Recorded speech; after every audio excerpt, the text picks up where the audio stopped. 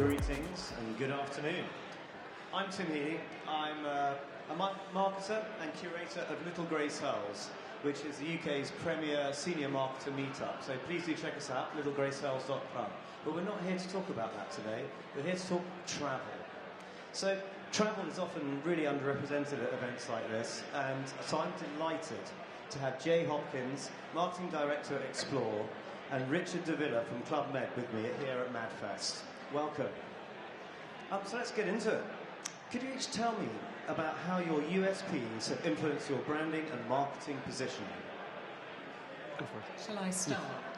Okay, yeah, I think, thank you. I think for us, the key thing about our brand is that it had become very sterile over time. Explore Worldwide does small group adventure, and we were born in the 80s, and it got really quite gritty through the 90s and 2000s, you know, pictures of Land Rover tracks across the logo and exclamation marks and lots of capital letters and all sorts.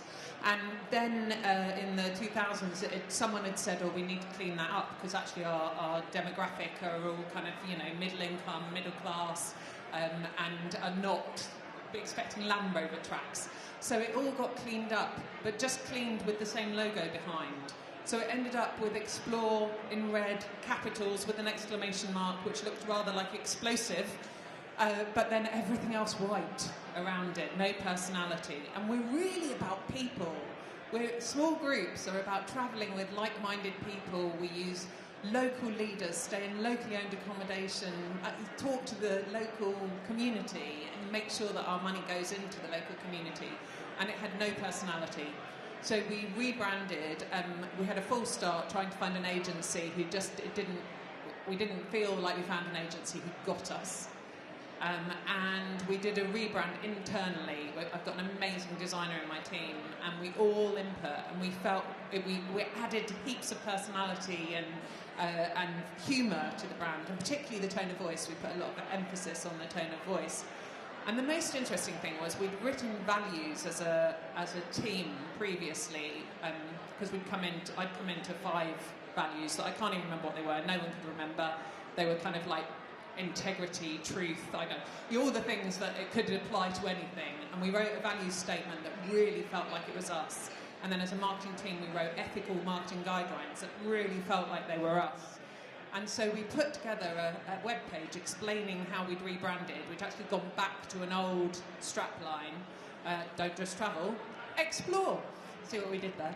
And we wrote to our customers and prospects, everyone on our database about it, and linked to our guideline, the ethical marketing guidelines, linked to our values, and it got the highest open rate of any email and loads of click-throughs. So people care. They really care about what you're doing with your brand and why.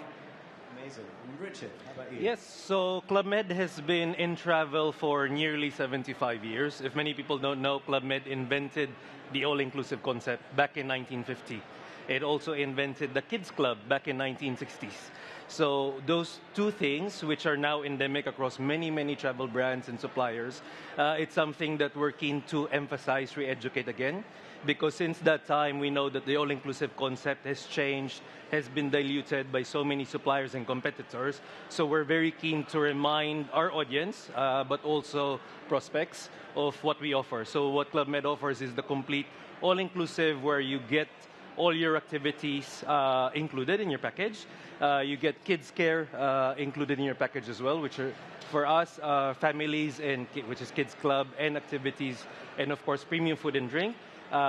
In the local 70 destinations of hotels that we have around the world, is our 3 biggest USPs. So we're keen to remind our customers and also educate new customers to the brand of what we offer. And also stamp on the heritage as well of being the pioneers of the all-inclusive concept. So we have, Club Med as well has 5 values.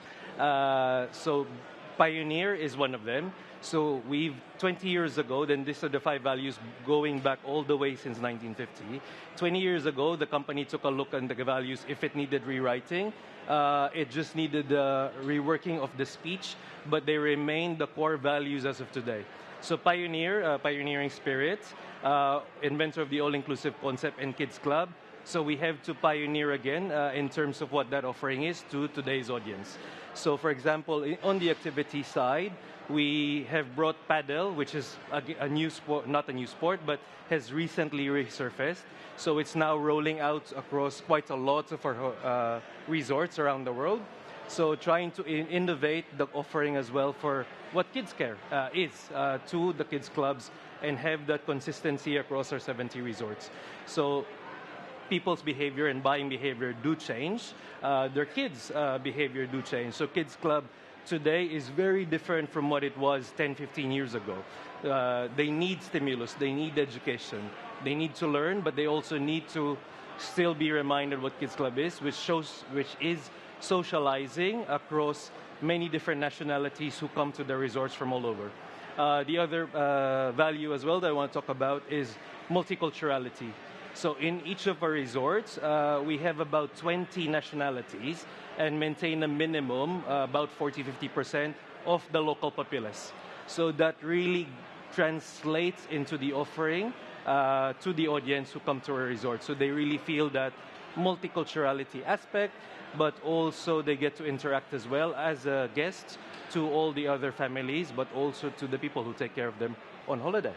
Thank you. Wow, thank you. Yes, Jay, how are your company's core values reflected in your company's marketing campaigns?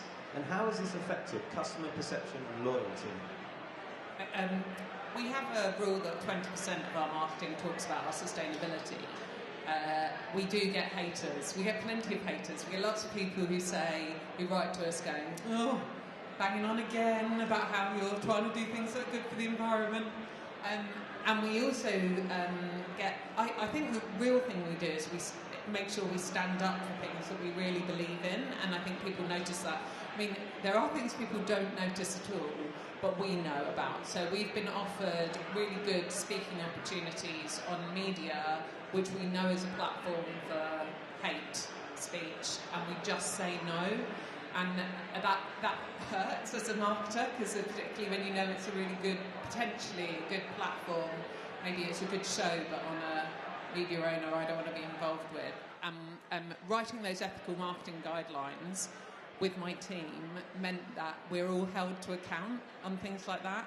And I think quite often that kind of value piece is as much about what you choose not to do as what you do. Also things like we chose to go back to Saudi Arabia and start running trips again in Saudi Arabia. We do not condone the practices of the government in Saudi Arabia, but we know that we can open people's eyes to what's going on culturally there. We know that if we get local leaders, we stay in locally owned accommodation, we use local restaurants, we can get money back into local communities, and that's something that we want to do. So I think making sure you stand for things that you care about. We had various letters from people saying if I stay, so 64% of our customers book as solo travellers.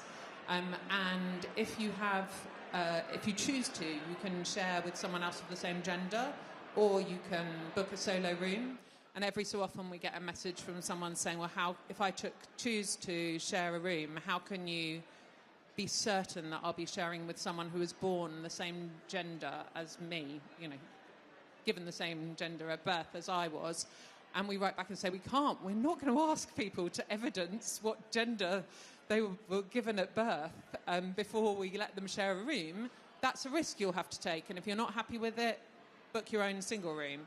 And some people don't like it. But I think a lot of the time, values are as much about what you don't do as about what you choose to do. Thank you very much. And Richard? So for us, rightly so, is the same. I mean, we work in travel. It's really demonstrating that travel is a driver for change around the world. Part of, the sustainability aspect is that, you have to travel, you have to take a plane to go further out. But there is a reason why we put resorts, 70 around the world, is that it does make an impact in the local community. So for example, as I mentioned earlier, 40-50%, let's take a resort in Mauritius, we employ locals. It's their first job. They haven't worked in hospitality before, so there has to be a net benefit to the local population. So they're learning about travel. And if they stay in the company, they get also the opportunity to move around to different resorts. So there is also that development aspect as well for them to see the world. And that becomes a driver for change. So we try to convey that message, of course, through our marketing. But when we get asked, so building a closer bond with our repeat and loyal customers as well, that they see that aspect. So we have customers who have what we call gentle organizers, people working in resort, who've been been GOs in the past, growing up with their families. So they've seen that that still continues today. So that's something that they're very proud of, and they see the effect when you have people in the team who have been traveling around the world and bringing that experience, their culture as well, throughout their travel around the world part of the company and that development as well. Great, thanks. Okay, let's flip it around and start with Richard this time. Thank you. Tell me about the time when you've been disruptive or tried something new in your competitive landscape. So going back again, so we've two things. One is, yes, trying the all-inclusive concept back in 1950s. Now we have to reinvent that again because we've had big competitors, big franchises, if I take Accor, Hyatt, who all have different all-inclusive brands within their system, whereas we have a very core, that's all we offer, all-inclusive. And we market, in the UK, 73% of our clientele is family. So that's our USP, all-inclusive and families. So we have to just double down on that. And 10 years ago, we've recently made the move to upscale. So meaning premium, made all our resorts premium and luxury. So really even focusing more on our core audience, because that's what we've seen the direction of our audience, where they've gone and traveled over the past 10 years and where it's going as well. And really being able to differentiate yourselves from what other competitor all-inclusive concepts are as well. Yes, they might have their own USPs, they might have their own differentiating factors, but it's being true to your core values and being the pioneer. So you have to always innovate in that respect. Great, thanks very much. And Jay? You know, in America, if you call for a pizza and you say, oh, I've got a leaflet here from your competitor, they always match it. They always go, yeah, fine, cool, we'll match it, we'll do that. And I just decided that we would match loyalty. Wow. It really, really pissed off our competitors. They really weren't expecting it.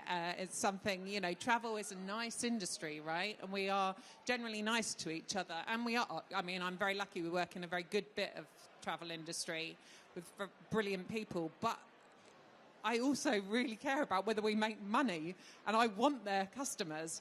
And so we decided, totally unusual, I don't think it's been done before, to do a loyalty match where we said, if you have got, if you've travelled with any of our competitors before, once or 10 times or however many times, you can pretend that was with us and go on to the right level of our loyalty programme for if that was with us.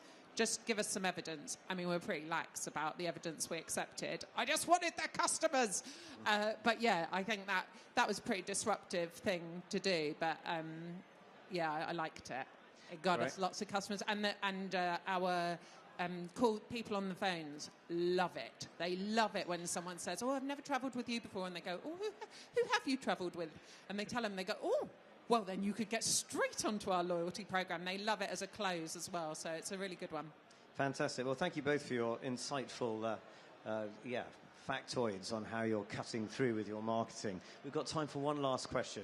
And how does your brand ensure that its USPs and values are effectively communicated and understood by your customers? Jay? Consistency, just consistency. I mean, if you want to look at what we did with our branding, read our value statement, look at that ethical marketing guidelines, which I have to say was one of my most favourite things to put together. You'll find it on our website. Just look for Explore Worldwide New Look and you'll find it. I think consistency, just being consistent, because we invented that brand, we really feel it as a marketing team. It feels very, very personal to us. And we've brought back that line, which is category defining. Don't just travel, explore. And when we have work in a category where there's lots of really good, high-quality offerings, to have a line that is category owning is really cool. And Richard? Unfortunately, the same. Being aggressively consistent and relevant to your audience. So our audience is families. So all our imagery will always be about families, activities, them having that atmosphere. So that has to cut across all your communication externally, but also internally as well. So your call center team, they know exactly what you're selling, what the USPs are for that specific resort, and you cannot deviate from it. So once that you get that through, it makes it a bit easier as well, because you're consistent across all channels, but also on your marketing, depending on the platform that you use and promote to, it will have the same messaging, the key USPs, and of course, the values as well. Great. Well, I'm afraid we're out of time there, and thank you very much, Jay from Explore, Richard from Club Med, Thank you, Tim. and I've been Tim Healy. Thanks very much. Thank you, guys.